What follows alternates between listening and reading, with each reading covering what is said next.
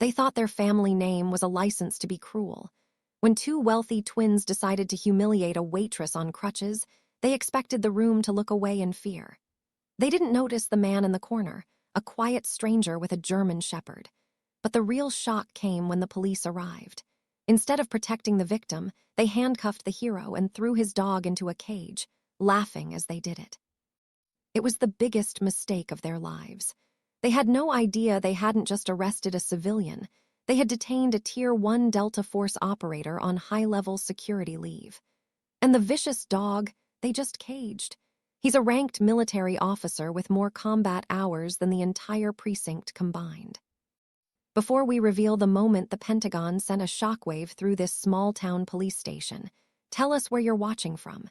If you believe true heroes deserve respect, hit that subscribe button and let's begin. The midday sun beat down on the city streets, but inside the Silver Star Diner, the air was thick with the scent of burnt coffee and the low hum of ceiling fans. It was supposed to be a place of refuge for Cole Maddox. Cole sat in the back booth, his broad shoulders casting a long shadow over the table. To anyone else, he looked like a weary traveler in a black leather jacket. But his eyes, cold, sharp, and constantly scanning the exits, told a different story. Beside him, his German shepherd, Coda, lay perfectly still, a silent sentinel whose ears flicked at every opening of the door. After years of covert operations in shadows the world doesn't know exist, Cole was trying to remember how to be a civilian. He was a man trying to learn the language of peace, but his body was still tuned for war. Across the room, Ava Reynolds moved with a pained determination. Every step on her crutches was a battle against gravity, her yellow shirt damp from the heat of the kitchen.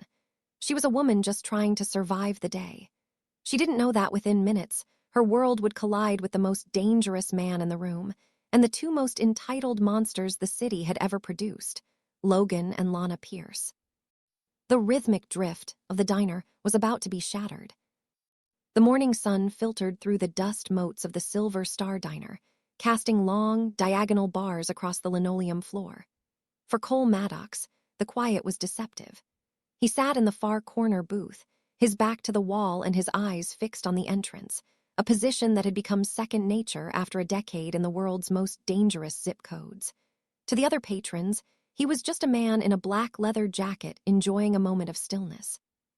They didn't see the way his pulse remained a steady, rhythmic thrum, or how his hands, resting flat on the table, were ready to move with lethal precision at a moment's notice. Beside him, Coda, his Belgian Malinois, was a silent extension of his own shadow. The dog's chin rested on his paws, but his dark eyes were alert, tracking the movement of every swinging door and clinking plate. Coda wasn't just a pet. He was a sergeant in the United States military, a veteran of 3 tours who had saved Cole's life in the mountains of the Hindu Kush. Here, amidst the smell of maple syrup and frying bacon, they were both out of place, 2 apex predators trying to camouflage themselves in a world of domesticity. Cole took a slow sip of his black coffee, feeling the heat radiate through his chest. This leave was supposed to be a decompression period, a mandatory break ordered by his commanding officer after a high-stakes extraction that had gone sideways in the dark. But the silence of civilian life felt louder than the roar of a C-130. He watched Ava Reynolds as she navigated the narrow aisles. The yellow of her uniform was a stark contrast to the weary paleness of her face. Every time she pivoted on her crutches to balance a tray, Cole felt a familiar tightening in his jaw. He recognized that look, the grit of someone who was operating on reserve power, pushing through pain because there was simply no other option. The diner hummed with the mundane chatter of locals, a peaceful drift that Cole desperately wanted to join. He focused on the steady rise and fall of Coda's ribcage, trying to ground himself in the present. For a moment, it almost worked. The tension in his shoulders began to ebb as he watched a young couple laughing in a nearby booth. He was just a man, and this was just a morning. But as the bell above the door let out a sharp, aggressive chime, the air in the room seemed to thin. The rhythmic drift of the morning was about to meet a violent shore, and Cole Maddox knew, with the instinct of a man born for the storm, that his time for healing was over. The heavy glass door of the Silver Star Diner didn't just open. It was thrown back with a violent clatter that demanded the attention of every soul inside. The air conditioner's hum was instantly drowned out by the aggressive, high-pitched whine of a luxury engine idling at the curb, a cherry-red Italian sports car that looked like a drop of blood against the gray pavement. Into the quiet sanctuary of the diner stepped Logan and Lana Pierce, moving with the practiced, effortless arrogance of those who had never been told no. Logan led the way, his designer sunglasses still perched on his nose, masking eyes that viewed the world as a personal playground. He wore an outfit that cost more than the diner's monthly lease, yet he carried himself with a slouching boredom that suggested he was doing the establishment a favor just by standing in it. Behind him, Lana moved with a predatory grace, her red and white checkered dress a sharp, mocking contrast to the drab reality of the working-class patrons. She didn't look at the people. She looked through them, her expression one of permanent, faint disgust as if the very air of the diner was beneath her. Ava Reynolds froze near the counter, her knuckles whitening as she gripped the handles of her crutches. She had seen that car before, and she knew the storm that usually followed it. The diner's rhythmic drift died a sudden death, replaced by a thick, suffocating tension. The twins didn't head for an empty booth. They marched toward the center of the room, their footsteps loud and rhythmic on the checkered tile. Logan's gaze swept the room with dismissive ease, stopping briefly on the man in the black leather jacket in the corner. For a split second, his eyes met Cole, but seeing only a quiet stranger, Logan dismissed him as just another piece of the scenery. "Is the service here as slow as the people?" Lana's voice rang out, sharp and melodic, cutting through the silence like a razor. She pulled out a chair, the metal screeching against the floor, and sat down without waiting for a menu. Logan stood behind her, leaning against the table, his presence expanding to fill the room with a toxic sort of energy. He began to tap a rhythm on the tabletop with a heavy gold ring, a sound that felt like a countdown. In the corner booth, Koda's head lifted an inch off his paws, a low, subsonic vibration starting deep in his chest. Cole placed a single, steadying hand on the dog's neck. He didn't move, didn't speak, but his scan of the room had shifted from passive to tactical. He watched as Logan's eyes locked onto Ava's struggling form, a cruel, entertained smirk beginning to tug at the corner of the young man's mouth. The predators had arrived, and they had found their prey. The atmosphere in the Silver Star diner turned frigid as the Pierce twins settled into their entitlement. Logan leaned back, his expensive silk shirt shimmering under the fluorescent lights, while Lana adjusted her sunglasses with a look of profound boredom. When Ava Reynolds finally reached their table, her crutches clicking unevenly against the tile, she was met not with an order, but with a silent, measuring stare. Her breathing was shallow, the physical toll of her injury evident in the slight tremor of her hands as she held her notepad. "Water," Logan commanded, his voice devoid of any courtesy. "Cold, and make it quick. This place already smells like grease and desperation." Ava nodded silently, turning back toward the counter. The room watched in a suspended hush as she returned moments later, balancing a pitcher with practiced but precarious grace. Just as she reached the edge of their table, Logan's foot moved, a sharp, intentional flick of his designer loafer. It caught the base of Ava's crutch. With a gasp of surprise, she lurched forward. The pitcher slipped from her grasp, shattered against the edge of the table, and drenched Logan's silk sleeve in ice water. A heavy silence followed the crash, broken only by the dripping of water onto the floor. Ava was on her knees, her crutches splayed out like broken wings. I'm so sorry," she stammered, her voice thick with rising panic. "It was an accident. I'll clean it up right now." "An accident?" Logan roared, standing up as he shook the water from his arm. The mask of boredom had shattered, revealing a snarling, ugly arrogance. "Do you have any idea what this shirt costs? It's worth more than you make in a year, you clumsy brat." Lana didn't move to help. She simply watched with a cruel, entertained glint in her eyes. "Look at her," Lana tutted, reaching into her designer purse. "She looks like a wounded animal on the forest floor." She pulled out a wad of $100 bills, peeling off 3 and letting them flutter down into the puddle of water and broken glass surrounding Ava. "There's $300. It's yours if you pick it up with your teeth. Since you're already down there acting like a dog, you might as well finish the performance." In the corner booth, the air seemed to vibrate. Cole Maddox sat perfectly still, but the peace he had been seeking was gone, replaced by the cold, familiar clarity of a mission. He watched Logan tower over the sobbing girl, the bully's hand reaching out to grab Ava's shoulder to force her closer to the floor. Coda's fur stood on end, a low, tectonic growl beginning to rumble in the dog's chest. Cole's eyes locked onto Logan's hand, his own muscles coiling like a high-tension wire. The twins thought they were the most powerful people in the room, but they were about to learn that some shadows carry a very sharp edge. The heavy silence of the diner was shattered not by a shout, but by the slow, deliberate scrape of a boot against the floor. Cole Maddox stood up, his movements fluid and devoid of the frantic energy that usually precedes a fight. He didn't rush. He simply appeared, a shadow detaching itself from the corner of the room to manifest in the space between the bully and the victim. Logan Pierce barely had time to register the change in the air before he felt a hand like a steel vice clamp around his wrist. Logan's smirk vanished as his arm was forced away from Ava's shoulder. He looked up, intending to bark another insult, but the words died in his throat. He wasn't looking at a vagrant or a weary traveler anymore. He was looking into the eyes of a man who had stared down the worst humanity had to offer and hadn't blinked. Cole's expression was terrifyingly calm, a mask of granite that betrayed nothing but absolute, focused intent. "The lady told you it was an accident," Cole said, his voice a low, gravelly resonance that seemed to vibrate the very plates on the table. "Pick up your money and apologize." Logan's face flushed a deep, angry purple. He tried to yank his arm back, but he might as well have been trying to pull a mountain. "Do you have any idea who I am?" he spat, his voice cracking with a mixture of rage and sudden, cold fear. "Take your hands off me before I have you thrown in a cage where you belong." Beside him, Lana had finally stood up, her composure slipping. "Let go of my brother," she shrieked, her hand diving back into her purse, perhaps for a phone or a weapon of her own. But she froze when she looked down.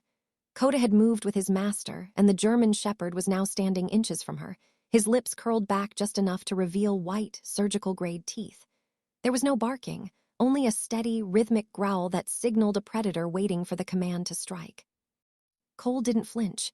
He increased the pressure on Logan's wrist just enough to make the younger man wince, forcing him to look at Ava, who was still trembling on the floor amidst the shards of glass. "I don't care about your name or your money," Cole said, his tone dropping even lower. "I care about the fact that you're a coward. Now I'm only going to ask you one more time. Pick up the bills, apologize to her, and walk out that door." The standoff held the entire diner in a breathless grip. For the first time in his life, Logan Pierce was facing a power that couldn't be bought, and the realization was beginning to dawn on him that he was completely, utterly outmatched. But as his eyes darted toward the window, a flash of blue and red lights appeared in the distance. A jagged, ugly grin returned to his face. Help was coming, or so he thought. The sirens wailed closer, their discordant rhythm bouncing off the diner's brick exterior and vibrating through the window panes. Logan Pierce felt the shift in power like a shot of adrenaline. The fear that had clouded his eyes moments ago evaporated, replaced by a sneer so sharp it was a physical insult. He stopped trying to pull away from Cole's grip and instead leaned in, his face inches from the Delta operator's granite expression. "You really don't get it, do you?" Logan hissed, his voice dripping with a toxic mixture of relief and malice. "You think you're some kind of hero? You're a nobody, a drifter with a mutt who made the mistake of putting his hands on a Pierce." He looked down at his bruised wrist and then back at Cole, his eyes gleaming. "Do you have any idea who my father is? He doesn't just own the bank this diner uses. He practically owns the badge on every officer about to walk through that door." Lana, sensing the tide had turned, regained her composure with terrifying speed. She smoothed her checkered dress and pulled her phone from her purse, her fingers dancing across the screen with practiced ease.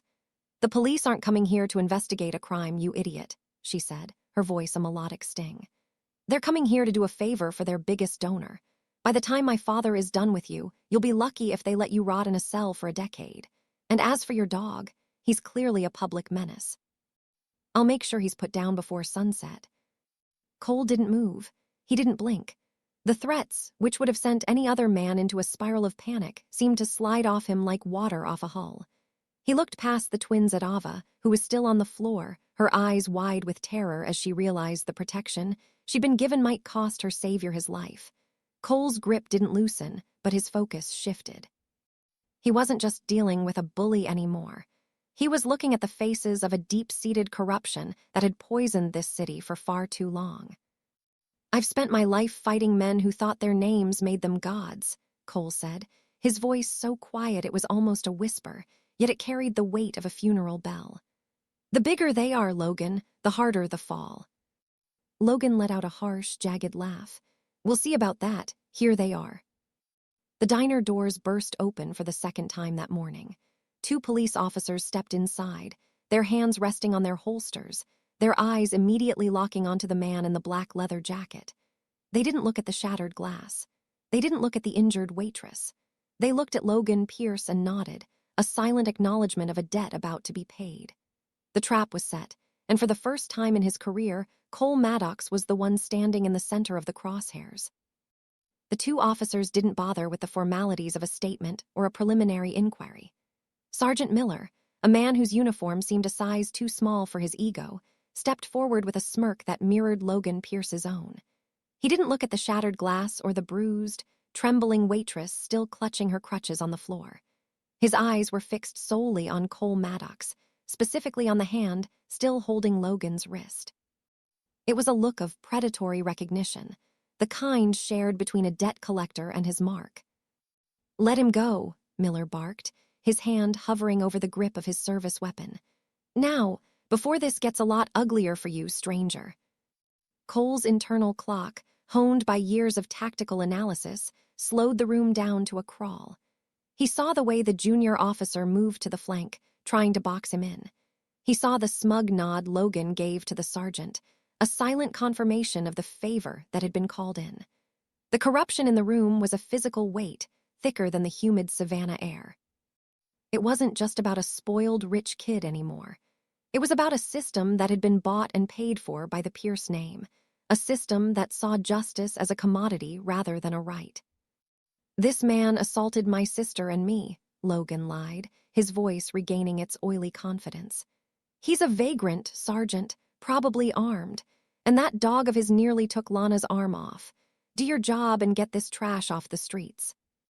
Lana stepped behind the wall of blue uniforms, her face twisted into a mask of feigned trauma. "He's dangerous, Sergeant Miller. He threatened us. We were just trying to have a quiet lunch and he attacked us for no reason." Miller didn't even look back at them. He knew the script. He'd performed it many times for the Pierce family. He stepped into Cole's personal space, trying to use his bulk to intimidate a man who had faced down warlords. "You heard the lady. You're under arrest for aggravated assault, disorderly conduct, and resisting. Hands behind your back, or my partner here is going to have to get creative with his taser." Cole felt Coda's body vibrate against his leg. The dog was a coiled spring, his protective instincts screaming for a command. But Cole knew that any resistance here, even in self-defense, would give them the excuse they needed to pull the trigger. He looked at Ava, who was watching with tears of guilt streaming down her face. If he fought, he would lose the moral high ground. If he surrendered, he risked everything. Cole made a split-second decision, the kind that defined his career in Delta. He slowly released Logan's wrist and raised his hands, his eyes never leaving Miller's. The corruption had called, but it had no idea who was about to answer. The atmosphere in the diner shifted from a tense standoff to a life-threatening crisis in the heartbeat it took for Sergeant Miller's partner to draw his weapon. The metallic click of the safety being disengaged echoed like a gunshot in the silent room. "Down! Get that beast on the ground now!" the younger officer screamed, his voice cracking under the weight of a situation he wasn't trained for. He wasn't pointing the gun at Cole, he was aiming directly at Coda's head. Cole felt the world narrow into a singular, high-definition focus. The slow-motion effect of combat adrenaline took hold, turning the frantic movements of the officers into a series of predictable frames. Coda, sensing the lethal threat, shifted his weight, a low-frequency rumble vibrating through his chest that felt like a warning from the earth itself. The dog's eyes were locked onto the officer's trigger finger. He was a veteran of foreign battlefields, and he knew exactly what that piece of steel meant. "Stand down!" Cole's voice wasn't a shout. It was a command, forged in the fires of Tier 1 operations and designed to be obeyed. The sheer authority in his tone caused the junior officer to flinch, his barrel wavering for a fraction of a second. He is a ranked military officer. If you discharge that weapon, you aren't just shooting a dog, you are assaulting a member of the United States Armed Forces. Logan Pierce let out a jagged, hysterical laugh from the safety of the booth. He's a mutt, Sergeant. Shoot it. It's threatening us. Lana stood beside him, her phone held high to capture the hero's fall, her face twisted in a mask of gleeful anticipation. She wanted the blood. She wanted the spectacle of her family's power made manifest. "Shut up, Logan," Miller hissed, though he didn't lower his hand from his holster. He looked at Cole, really looked at him, and for the first time a flicker of doubt crossed his face. He saw the way the stranger stood, balanced, ready, and completely unafraid of the gun in his face. It was the posture of a man who had survived far worse than a small-town precinct's corruption. Ava Reynolds let out a stifled sob, her crutches clattering to the floor as she covered her eyes. She couldn't watch the man who had saved her be executed in the middle of a lunch rush. The tension was a physical cord stretched to the point of snapping. One twitch, one nervous finger, and the Silver Star Diner would become a slaughterhouse. Cole watched the junior officer's eyes, seeing the sweat bead on the man's forehead. He knew the kid was seconds away from a mistake that couldn't be undone. Cole slowly began to lower himself, not out of fear, but to shield Coda with his own body. The guns were drawn, the lines were blurred, and the storm was no longer approaching. It was here. In the dim, flickering light of the Silver Star Diner, Cole Maddox made a choice that defied every instinct for self-preservation he possessed. He looked into the panicked eyes of the junior officer and saw a man on the verge of a catastrophic mistake. If Coda felt his handler's heart rate spike, if he saw Cole move too fast, the dog would launch, and the bullets would fly. To save the partner who had crawled through mud and fire by his side, Cole had to do the one thing a Delta operator is trained never to do. He had to surrender his power. "Coda, down. Stay," Cole commanded, his voice a low, steady anchor in the storm of Logan Pierce's hysterical laughter. The dog hesitated for a heartbeat, his muscles rippling with a desperate need to protect, before slowly sinking his belly to the linoleum. With his partner safe from immediate execution, Cole turned his back on the trembling barrel of the junior officer's gun and faced Sergeant Miller. He moved with a deliberate, agonizing slowness, crossing his wrists behind his back. The cold bite of the steel handcuffs felt like a betrayal. As the ratcheting sound echoed through the diner, Logan and Lana Pierce stepped forward, their faces illuminated by the red and blue strobes reflecting off the windows. "That's right," Logan sneered, reaching out to mockingly pat Cole's shoulder, though he flinched when Cole's eyes locked onto his. "Back in the cage where you belong. Maybe while you're rotting in a cell, I'll pay a visit to your waitress friend and remind her what happens to people who forget their place."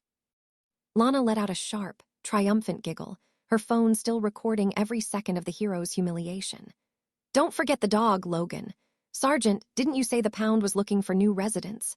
Miller didn't answer. He simply shoved Cole toward the door, his grip unnecessarily tight. Cole didn't resist. He allowed himself to be led past Ava, who was sobbing into her hands, the yellow of her uniform stained with the water and glass of the Pierce family's cruelty. As they reached the sidewalk, Miller's partner grabbed Coda by the heavy tactical collar, dragging him toward a separate, darkened transport unit. The dog let out a single, mournful whine that tore through Cole's composure more than any threat of prison ever could. Cole was forced into the back of the cruiser, the door slamming shut with a finality that seemed to echo across the humid Savannah streets. He watched through the reinforced glass as the diner faded from view, the Pierce twins standing on the curb like victors in a war they didn't realize had only just begun. They saw a broken man in handcuffs. They didn't see the silent alarm already triggering in a secure room at the Pentagon, or the shadow of the man they had just unleashed. Cole sat in the darkness, the steel digging into his skin, waiting for the world to wake up to what they had done.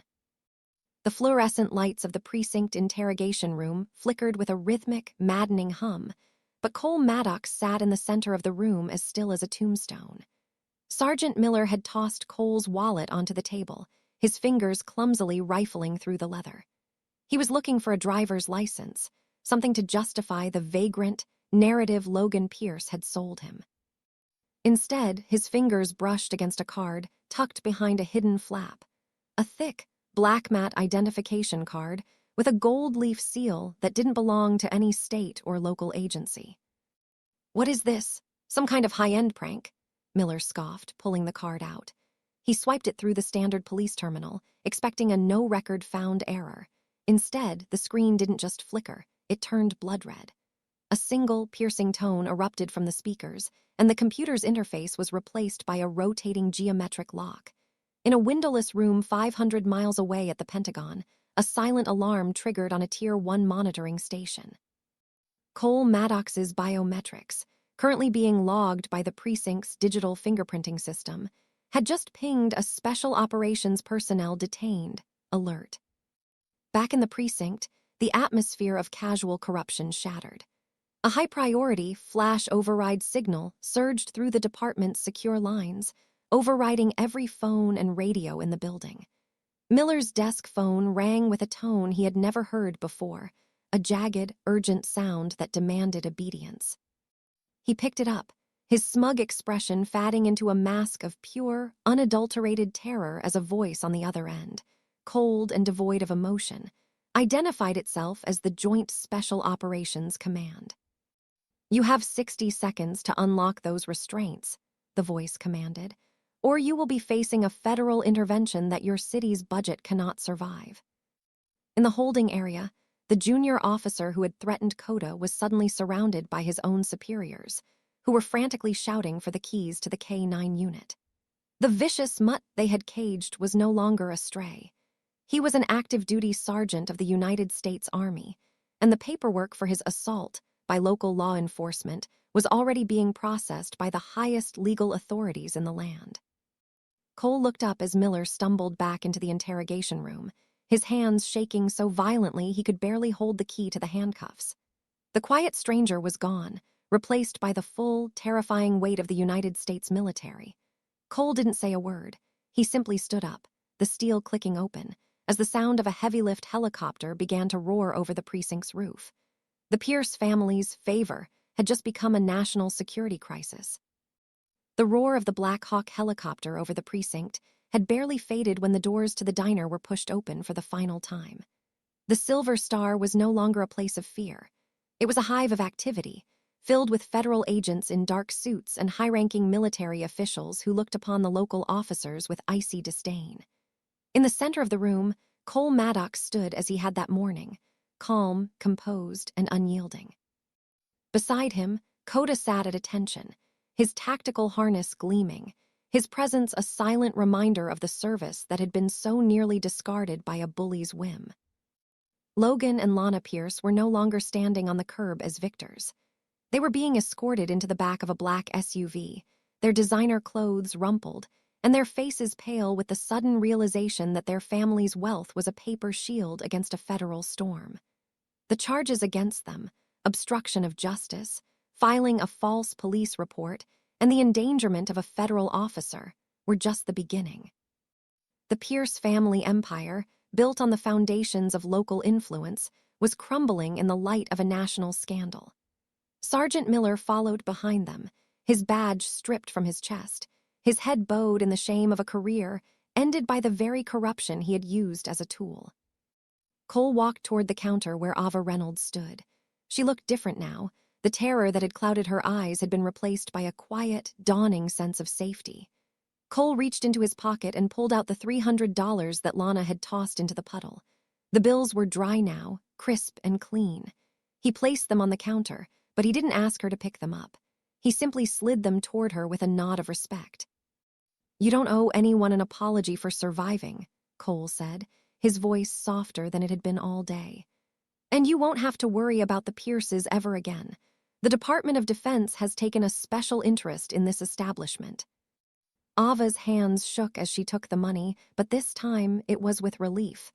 "I don't know how to thank you," she whispered. "You lost your leave because of me." Cole looked at Coda, then back at the woman in the yellow uniform. "I didn't lose anything," he replied. "I came here looking for peace. I think I finally found it." He took his seat at the corner booth one last time. When the food arrived, it wasn't a standard menu item. Ava brought out 2 plates, a steaming mug of black coffee for the man and a prime, unseasoned sirloin for the sergeant. As Coda dug into his steak with polite veracity, Cole took a slow sip of his coffee. The rhythmic drift of the diner had returned, but the air was lighter now. The shadows had been chased away, and for the first time in a long time, the commander let out a slow, steady breath. The mission was over. Justice had been served, rare, and exactly as it was earned. True strength isn't about throwing your weight around. It's about standing up when everyone else looks away. Cole had every reason to walk past that diner. He was on leave, trying to find peace after years in the shadows. But when he saw cruelty disguised as privilege, he couldn't stay silent. Sometimes God puts us exactly where we need to be, not for our own healing, but to be the answer to someone else's prayer.